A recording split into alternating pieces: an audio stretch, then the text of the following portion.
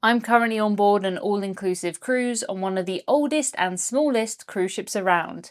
The ship I'm sailing on started her life as Legend of the Seas for Royal Caribbean in the 1990s, and she's now with an all-inclusive cruise line where flights, transfers, tips, and even alcohol are included in the cruise fare. My last trip was a rocky transatlantic where I spent 7 days at sea feeling quite rough, so I really wanted this trip to be as easy and drama-free as possible.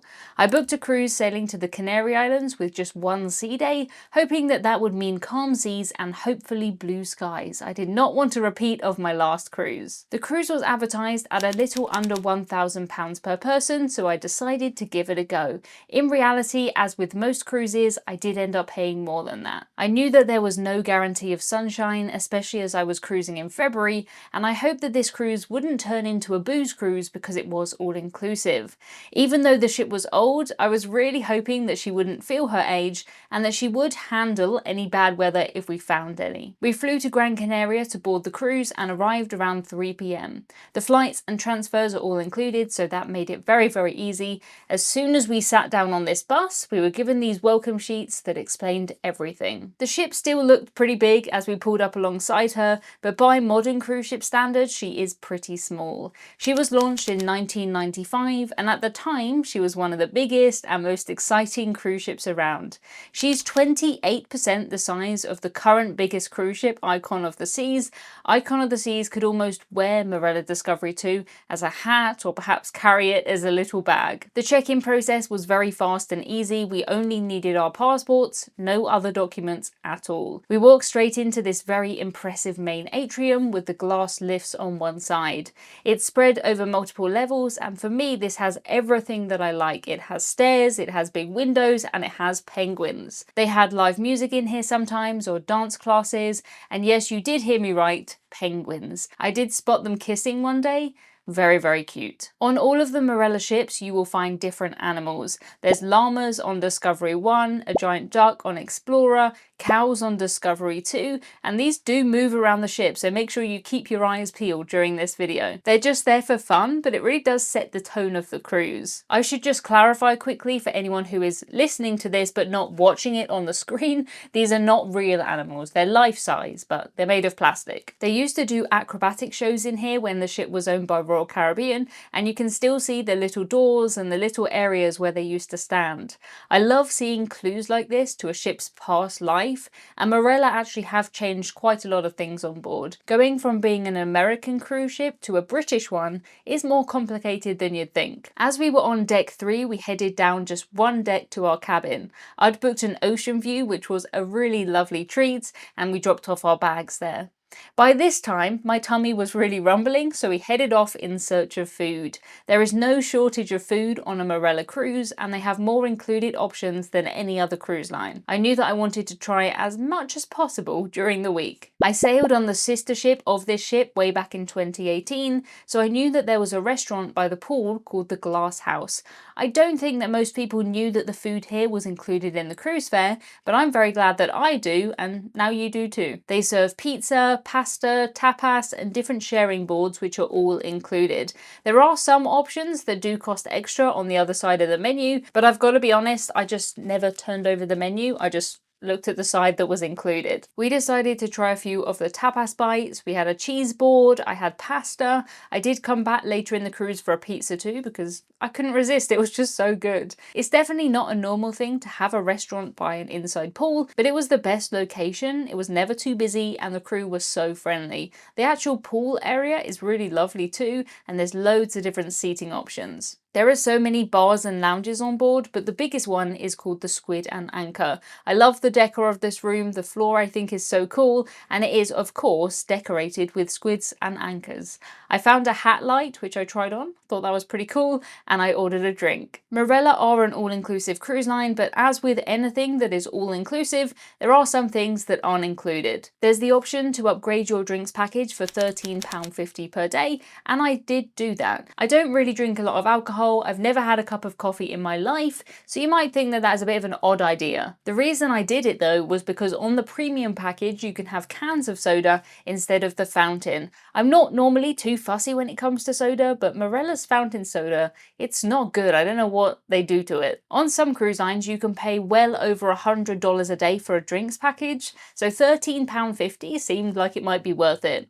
I'd usually save money on things like this when I cruise, but to be honest, after my last cruise that I did struggle with, on this one I thought, you know what, I'm gonna treat myself. In the Squid and Anchor they would have music, they would play game shows and do trivia in here too. We went to trivia quite a few times throughout the cruise, and it made me realise just how much easier I find it on the British ships. I always thought I was pretty bad at cruise ship trivia, but it turns out I'm just used to the very American style on the big lines. On Marella, the trivia was about places I had actually been to, people I'd actually heard of, so that was a nice change. I did wonder if this cruise being so British would be a good or bad thing, but only time would tell. My second day started with me heading to the buffet for some melon stored within a melon, because why not? The buffet goes right around the front of the ship and it felt so bright and spacious. There are windows on all of the sides with the most amazing views, and although it is smaller than you might find on the newer, bigger ships, we were always able to get a seat and always able to find something that we wanted to eat. There was Yorkshire tea in the buffet in case you do fancy a proper cuppa. A cuppa, of course, being a cup of tea, and something being proper means that it is genuine or high quality. Those two things together, that can be your Britishism of the week. They had other types of tea, coffee and juices at breakfast too, and the rest of the day they had a soda machine here and beer and wine available. I was so impressed with the allergen markings in this buffet too. I've never seen a cruise line that has quite this level of detail, and there are things on this list that I've not even heard of. We decided to sit outside with our breakfast, and there was a lovely covered area where we could get a drink and we could sit down. There was a tiny bit of sunshine, trying to peek through the clouds at this point, and the weather was very similar when we visited Tenerife and La Palma.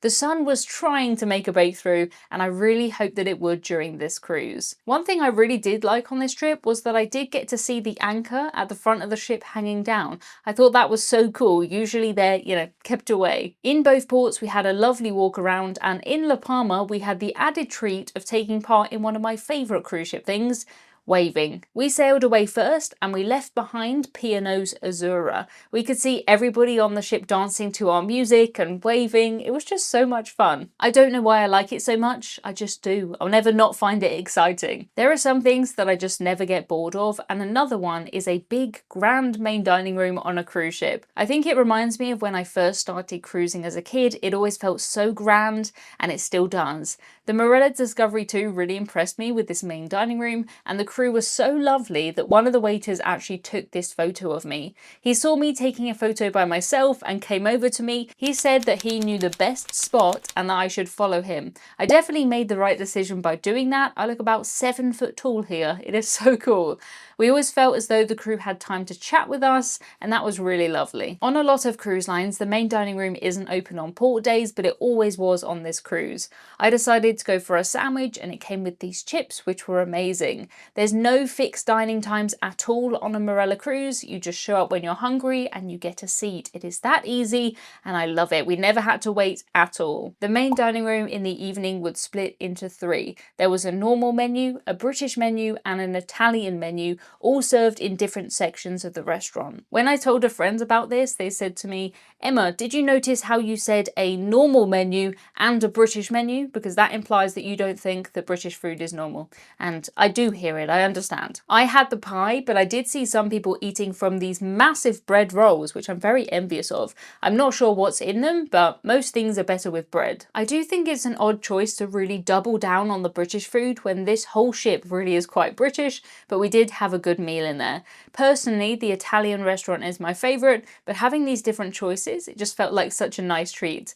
I'm very used to going on a cruise and there being one main dining room and one buffet, and that's it. There were so many options on each menu too. It wasn't as though they had just split the menu and called them different things. They even had olives in the Italian restaurant, which I, of course, left right there. Wandering around the ship, I'd often come across some funny signs or just signs that were really polite, like this one that says that the water is fresh as a daisy. It is cute, it is silly, it doesn't take itself too seriously, and I think that sums up Marella nicely. That suits me. They're always very British too in the things that they say, like here it says that you should just pop to the other restaurant. The vast majority of people on this cruise were British, and that's probably because for the last couple of years it has been nearly impossible to book a Marella cruise from outside the UK. I am very excited though to let you know that the US travel agents that I work with, we can now sell Marella cruises to people from outside the UK. Finally. I'll put the link in the description and comments, or just press the book button on my website. I always say that you can tell a lot about a ship by the state of the public toilets,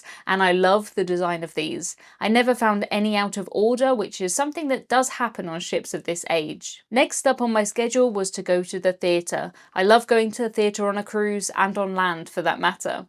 On Marella, they have a different show every single night. There are no repeats. On a 14-day cycle, the show team perform 12 shows, which blows my mind. And on the other 2 days, they have guest acts.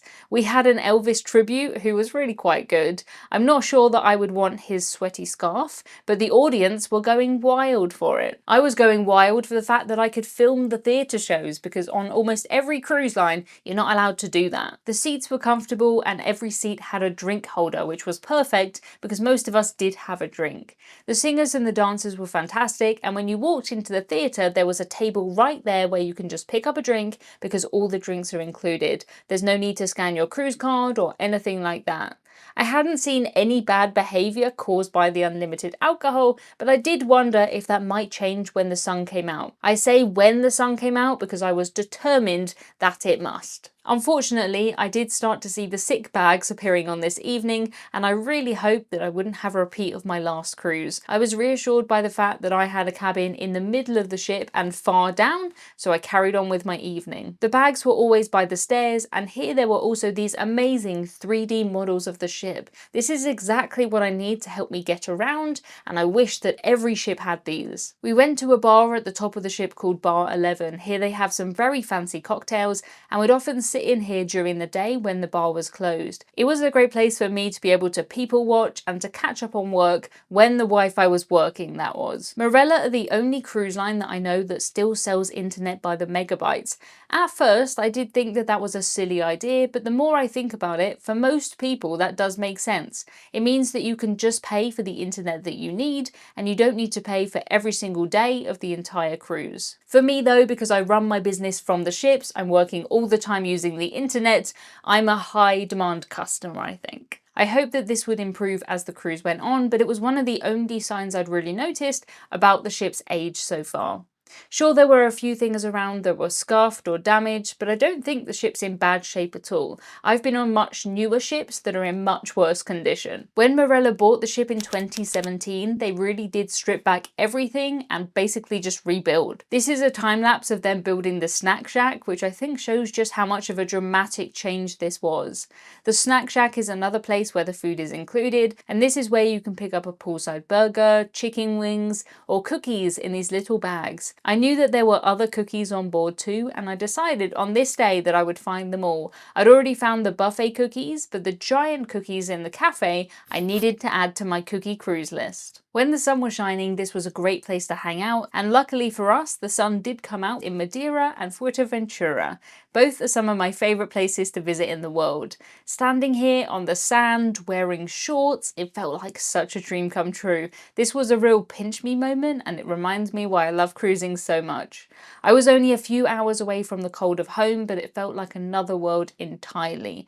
The temperature reached 18 degrees Celsius, which is around 68 degrees Fahrenheit. For me, that is gloriously warm, and I couldn't have asked for anything better. I left my cat mascot, Captain Hudson, in the window, and he is very happy in the knowledge that he's raised almost $150,000 for charity now. He is such a clever cat. I did drop off a few Captain Hudson books to the library too, and because this library was right opposite the coffee port, I decided to stop in to try a giant cookie. These aren't included in in the cruise fare, but they are worth every single penny. I had a brownie here too, and we could pick up the cans of Coke that were included in our premium package. I did try the included Diet Coke from the buffet just to see if it was still as weird as I remember, and it absolutely was. I'm glad I upgraded. We would often pick up a can just before we were going out for the day too, so you know, I was saving money. In the buffet, I found the most amazingly fresh cut bread. It did make me laugh when I saw one of the loaves cut this way. Who cuts their bread like that? But hey, I'm sure that it still tasted great, but that's a big sandwich. We came to the buffet fairly often during our cruise for lunch or afternoon tea,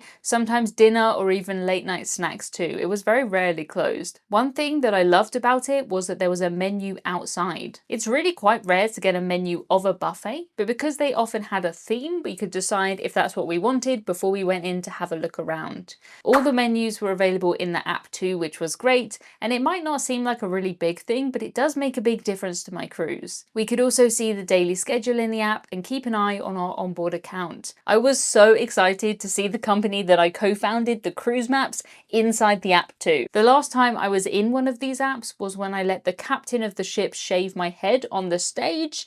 Please let me know if you've been here since then. It seems like a very long time ago. Our cruise only had one sea day, and to me, it was everything that a sea day should be. The sun was shining, the seas were so calm, and I appreciated it more than ever.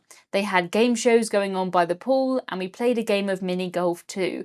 I wasn't brave enough to give the rock climbing a go this time, but plenty of people did. The atmosphere was just so fun, and the entertainment team, they were great. Here is our cruise director splashing around in the pool, and he did jump in there fully clothed at one point. That is dedication to a job. It was here on the pool deck that I found bottles of Pepsi, which are my favourite. These carts and tables are set up and you can just get a drink from them anytime you'd like. These carts even get wheeled around sometimes, and there were always waiters waiting to take our drinks orders. By the pool there was a lost and found table, which I think is a great idea. I'm not sure who lost their walking stick, but at least now they can find it if they can come back for it. I found something on this cruise which wasn't really something that I'd lost, but it was a cruise duck. These are quite a popular cruise thing, particularly with kids. People hide these cruise ducks. They have a little note on them that says where they've been, and then you either hide it or you take it home. I found one on an MSC cruise in the past. I took him home, and I took him on an Azamara cruise so that he could experience different cruise lines. There weren't many kids on board our cruise, but the ship isn't adult only. We were cruising in February though, and Marella don't usually offer free kids places or big discounts for the kids, so that does make sense. I wasn't cruising with any kids, and to be honest, that suited me really nicely. There is an adult-only veranda at the back, which was always very popular, and the views from here, the views were so nice. By the pool, they'd often have live music, and we were always able to get a seat in the sun somewhere. I did see this, which I thought was really weird behaviour, and there definitely was some sunbed reserving on board, but it was not the worst that I've seen by far. It felt as though the ship did have a lot of outside space per person. Inside the ship, we explored an area called the Live Lounge. We actually never had a drink here during the cruise, not for any reason, but just because there were so many other options. It's always funny to me how two people on the exact same cruise can have a completely different experience. There probably were people who were here every single day, and I just never saw them. The Live Lounge also has the casino in the corner. It is pretty tiny, as you'll see, and I only ever saw a few people using it. Gambling really isn't a thing on the British ships in the same way as it is on the American ones. The Wi-Fi did get better as the cruise went on, but I'd usually just use my 5G when I was in port, and I scheduled my work meetings and my live stream for a time when I knew that I would be docked. The Wi-Fi actually worked much better when I was in the corridor rather than in my cabin, so I did sometimes sit there with the door open so that my emails would send. I definitely wouldn't recommend working on board, but if that is the compromise that comes with this ship, I will take it. That's a pretty good deal. Marella are a very casual cruise line, but they do have one formal night of sorts where there is a suggested dress code. It is very casual though, it doesn't apply all over the ship, and if you were to wear, say, a polo shirt and a pair of chinos, you're more than dressed enough. I decided to wear my green sparkly dress because why not? What I love about cruise lines with suggested dress codes is that you can always dress up more if you want to. It just means that you don't have to. The lead-in price for this cruise at the time that I booked it was £996 per person, which is $1,290 US. I paid an extra £36 to upgrade to an ocean view, £95 extra for the premium drinks, and £99 for the Wi-Fi. I also spent £8 on other snacks like cookies. That brings my total for this cruise to £1,237 per person, which is around $1,600 US. Given that that included flights, transfers, and all tips and gratuities too, I don't think that that is a bad price at all. I was very happy with that. This cruise was exactly what I wanted and exactly what I needed. A great cruise can be made or ruined by a cabin. To find out where I stayed, what was a little disappointing, and if I'd book it again, check out this video next, and I'll see you in a couple of seconds.